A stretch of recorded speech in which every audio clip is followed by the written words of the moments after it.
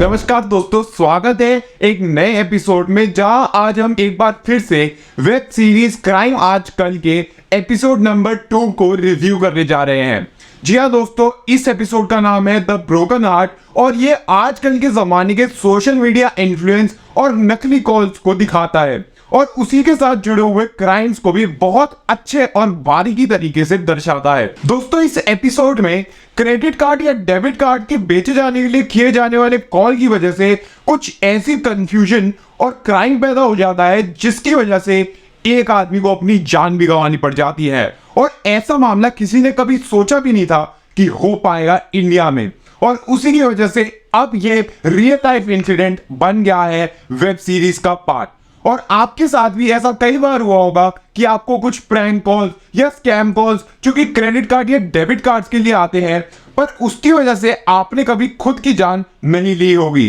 तो क्या है ये पूरा एपिसोड और क्या है इसके पीछे के लीगल फैक्ट्स और कानूनी दस्तावेज, आइए करते हुए संविधान को प्रणाम शुरू करते हैं।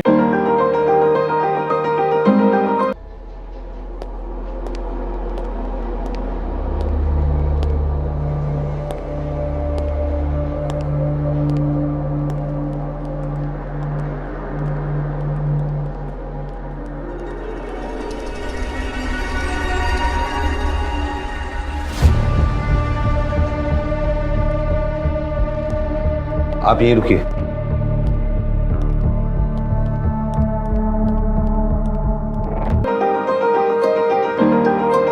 दोस्तों, ये पूरा मामला कैलकाटा में बेस्ड है, जहां की फ्रांसिस नाम के एक लड़के को धमकी भरे कॉल्स आ रहे होते हैं एक अननोन कॉलर की तरफ से, और उसे सोफिया डिसूजा नाम की एक लड़की से दूर रहने को भी कहा जाता है।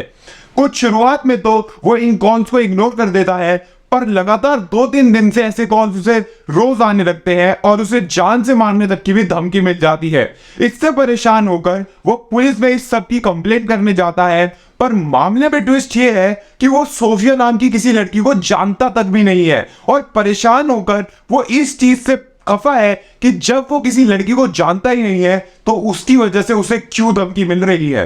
इसी सब मामले में पुलिस जब इन्वेस्टिगेशन चालू करती है तो उन्हें पता लगता है कि फ्रांसिस को ये कॉल संजय बारिया नाम का एक शख्स कर रहा होता है, पर फ्रांसिस के मुताबिक वो संजय बारिया नाम के किसी शख्स को जानता भी नहीं है, और तो और सोफिया डिसूजा नाम की लड़की का भी उसने पहली बार नाम सुना है। इसके बाद जब पुलिस इन्वेस्टिगेट करती है तो उन्हें संजय बारिया के घर का एड्रेस मिलता है, और जब वो वहां पहुंचती है तो उन्हें मिलती है संजय बारिया की लाश, और यहां से एक नया खेल शुरू हो जाता है। दोस्तों, संजय बारिया की लाश मिलने के बाद पुलिस अब इस केस में गंभीर तरीके से इन्वेस्टिगेशन चालू कर देती है, और उनको उस कमरे में से एक लड़की की ढेर सारी तस्वीरें मिलती है, जिसको लोकेट करने के बाद वो एक होटल की रिसेप्शनिस्ट के पास पहुंच जाते हैं, जिसका की नाम है सोफिया डिसूजा। बट सोफिया डिसूजा ये बताती है कि ना तो वो किसी फ्रांसिस नाम के लड़के को जानती है और ना ही संजय बारिया को, और तो और अब पूरा शक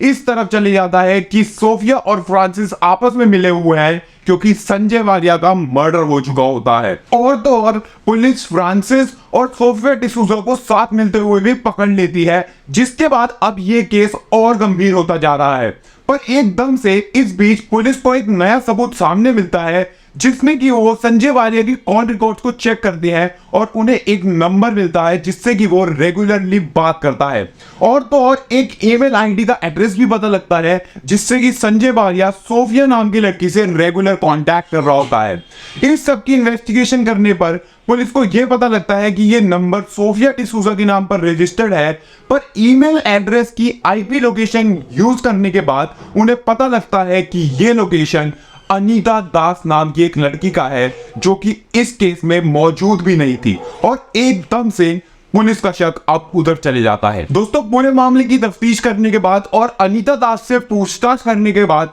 पूरा मामला उलझे धागे की तरह सुलझने लगता है और सारी चीजें एक बराबर में आकर टिकने लगती है, और पुलिस को अनीता दास ये बताती है कि अनीता दास एक कॉल सेंटर में काम करती है जो कि कार्ड बेचती है, और उन्होंने भी संजय बारिया को कॉल किया था एक कार्ड बेचने के लिए, पर ना जाने कैसे संजय बारिया को उनकी आवाज से प्यार हो जाता है और वो उनसे उनका नाम और पर्सनल नंबर मांगने लगते हैं। अपना पीछे छुड़वाने और खुद को बचाने के लिए अनीता दास संजय वारिया को अपना नाम सोफिया डिसूजा बता देती है, जिसका कि नाम उनकी प्रोस्पेक्टिव लीड की लिस्ट में था, और वो अपनी फोटोज भेजने के बजाय सोफिया डिसूजा की फोटोज वेबसाइट से डाउनलोड करके उन्हें भेज देती है। बस फोटो मिलने की देर थी कि संजय वारिया ने सोफिया डिसूजा समझ के अनीता दास को शादी का प्रपोजल कर दिया। इस सब में मामला उलझता देख अनीता दास ने यह बता दिया कि उनका एक बॉयफ्रेंड है और वो उनसे शादी करने वाली है, और बॉयफ्रेंड की फोटो के तौर पर उन्होंने फ्रांसिस की फोटो भेज दी।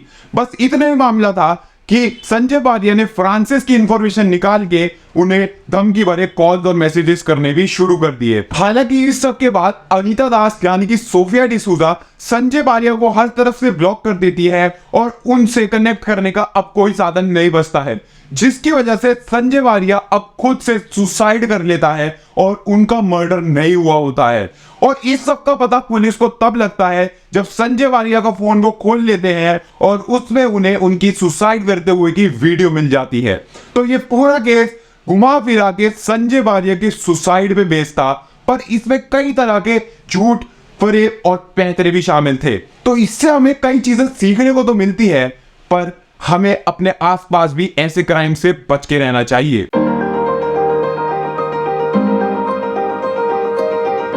तो दोस्तों, पूरी वेब सीरीज को देखने के बाद अंत में रिव्यू तो यही आता है कि वेब सीरीज का ये एपिसोड द ब्रोकन हार्ट बहुत अच्छे से स्क्रिप्टेड है और सबने अपनी कास्टिंग को बखूबी तरीके से परफॉर्म भी किया है। साथ ही साथ इससे हमें कई लीगल चीजें भी सीखने को मिलती हैं, और सबसे बड़ी चीज ये सीखने को मिलती है कि प्यार में कभी भी किसी को ज्यादा झूठ की राह पर नहीं चलना चाहिए, और पागलपन भी एक हद तक सही नहीं है। उसके बाद हमें ये चीज भी सीखने को मिलती है कि हद से ज्यादा पागलपन क्राइम को जन्म दे देता है। और तो और इस मामले में हालांकि किसी को इतनी ज्यादा लीगल सजा नहीं मिली, पर इस सब से हमें यह सीख मिलती है कि हमारे सामने भी कई ऐसे क्राइम्स पैदा हो जाते हैं जिसकी हमें भनक भी नहीं होती, और ना ही फ्रांसिस और सोफिया की तरह हम उन लोगों को जानते भी हैं, फिर भी हम ना जाने कैसे उनमें फंस जाते हैं। आयुष्मान की फिल्म द ड्रीम गर्ल, उसमें भी इन चीजों को दिखाया गया था, पर उसमें लीगल तौर पर